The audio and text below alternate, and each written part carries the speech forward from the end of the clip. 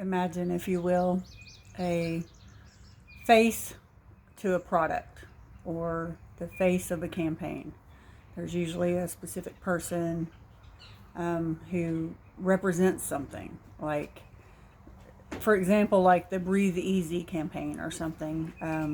There may be a man or a woman who represents the face of that campaign and the opportunity to go in public places and breathe easy, whether it be like from, not being around cigarette smoke or vaping or whatever.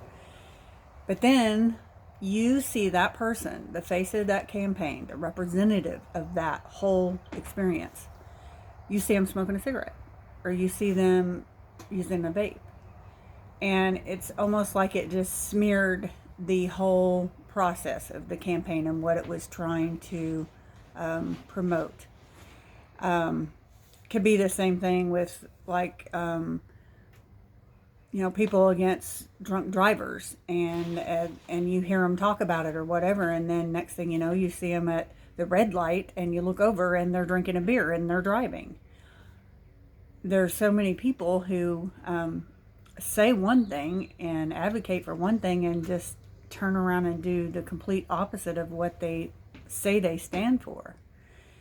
And I just am reminded of that in Corinthians, 2 Corinthians 5 verse 20 specifically, where Paul tells us that we are ambassadors for Christ. And that means we represent Christ. So if us Christians are out there saying that we stand for Christ and doing the complete opposite, we are sending the wrong message to people. They may think, oh, well, they're a Christian and they're doing that, so I can do that.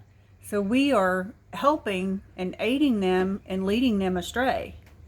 So it's just really important that we remember that what we do as representative and ambassadors of Christ is very important, that we watch what we do and what we say and make sure that we're praying every day to keep the devil away, and putting on our full armor of God every morning so that we can fight against the devil's schemes and not fall into that temptation to do something like that.